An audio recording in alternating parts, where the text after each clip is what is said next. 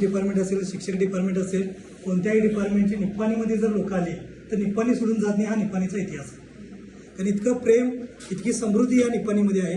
आणि मी सरांना विनंती केली होती की सर इथंच राहा, पण सरांनी सांगितलं की फॅमिली मॅटर आहे, मॅडम तिकडे टीचर आहेत आणि त्याच्यामुळे थोडंसं सगळ्या गोष्टी समस्या आहेत, याबद्दल ते जातात.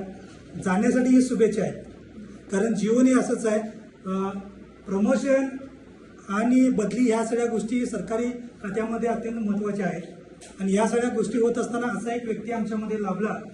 इथं आम्हाला गेजी सर म्हणून एक तहसीलदार होते, त्याच्यानंतर मृत्युंजय डेंगी म्हणून एक आमचे सर आहेत, आणि याच्यानंतर शिवलिंगी सर.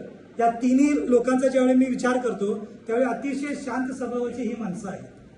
त्यांनी सर्वांना सहकार्य केलेलं आहे, कुणालाही दावी केलेली नाही. कारण याच्या अगोदर मी तहसीलदार पाहिलेले आहे, उपतहसीलदार पाहिलेले आहेत, त्यांची भाषाशैली पाहिलेली आहे, त्यांची बोलण्याची पद्धत पाहिलेली आहे. आणि परवाच कार्यक्रमामध्ये तुम्ही कॉकटेल बघितलेला आहे. आणि त्याच्यामुळे अशी ही माणसं नाही की अतिशय चांगली, काम समजून घेणारी, आणि जे आपलं काम आहे त्या कामामध्ये त्यांना नॉलेज आहे, त्या नॉलेज पद्धतीने कार्य करून आम्हा सर्वांना सहकार्य करणारे शिवलिंगी सर होते. अधिक माहितीसाठी तहसीलदार सरांना ते नेहमी भेटत असत. आणि या सगळ्या माध्यमातून त्यांचा माझा संबंध थोडी कमी आला असेल तरी सुद्धा अतिशय प्रेमाचे आमचे संबंध होते.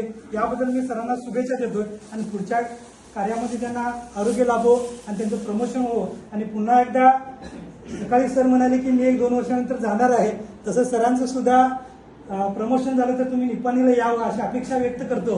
आणि सर सुद्धा एसीहून लवकरच आमच्याकडे येतील ही अपेक्षा करतो. मला इथे बोलण्याची संधी दिली याबद्दल आभार व्यक्त करतो. धन्यवाद.